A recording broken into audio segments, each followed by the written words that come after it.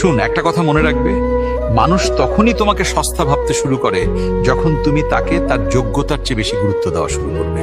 যখন কেউ অতিরিক্ত মনোযোগ এবং গুরুত্ব পায়, তখন সেটিকে সে স্বাভাবিক মনে করে এবং এর কদর করতে ভুলে যায়, যা তোমার সম্মানহানির কারণ হতে পারে। বিদেশের মাটিতে যারা থাকে তারা টাকার মেশিন নয়, তারা এক একটা জীবন্ত লাশের মতো। তাদের পাসপোর্টটা হাসে কিন্তু কলিজাটা কাঁদে। মায়ের হাতের রান্না মিস করা ছেলেটা আজ নিজে রান্না করে খায়। প্রবাস জীবন ছেলেকে পুরুষ বানায় ঠিকই, কিন্তু সুখী করে না। একটা বাস্তব কথা কি জানেন? অন্যের পা চেটে হয়তো সাময়িক সুবিধা পাওয়া যায়, কিন্তু সফলতা পাওয়া যায় না। কারণ সাফল্য জিহ্বা দিয়ে নয়, ঘামের সঙ্গে আসে, এবং পরিশ্রমের সফলতা চিরস্থায়ী হয়।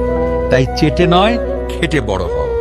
পৃথিবী যদি এদিক থেকে ওদিকেও হয়ে যায়, তাহলেও এই তিনটে রুলস সবসময় মাথায় রাখবেন। এক, কেউ যদি কোথাও না ডাকে সেখানে ভুল করেও যাবেন না, কারণ না ডাকা জায়গায় শুধু কুকুরই যায়। দুই, যেটা সামনের জন বলতে চায় না সেটা বারবার জিজ্ঞাসা করার কোনো দরকার। তিন, যেখানে আপনাকে সবার শেষে ডাকা হয়েছে এখানে যাওয়ার জন্য নিজেই বারণ করে দিন, কারণ এতে বোঝা যায় সেখানে আপনার মূল্য কতটা। চার, যে আপনার সাথে কথা বলতে চায় না তার সাথে আপনি তার আগেই কথা বলা বন্ধ করে দিন। একটা মেয়েকে জিজ্ঞেস করে দেখো বাবা কি, সে উত্তর দেওয়ার আগেই কেঁদে দেবে। মেয়েদের আবেগ আর ইমোশন বাবাকে ঘিরেই। বাবা মাদের মেয়েদের থেকে বেশি ভালোবাসতে পারে না।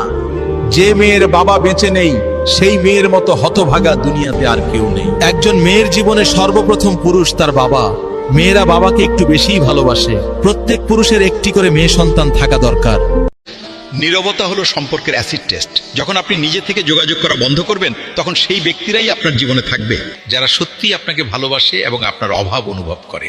আর যারা আপনার নীরবতায় দূরে সরে যায়, তারা আসলে আপনার সুবিধাটুকু, আপনার সাহায্য, আপনার মনোযোগ বা অন্য কোনো লাভের জন্যই আপনার সাথে ছিল, আপনাকে নয়। যত্ন করলে পাথরেও প্রাণ পায়, অবহেলায় সোনায় হারায়। প্রাপ্তিটা ভাগ্যের ব্যাপার, কিন্তু ধরে রাখাটা যোগ্যতার।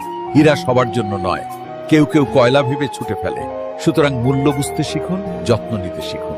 এটাই সম্পর্ক এবং মানুষের জীবনের আসল সৌন্দর্য। যদি সম্পর্ক টিকিয়ে রাখার ক্ষমতা না থাকে, তাহলে সম্পর্ক করতে যেও না।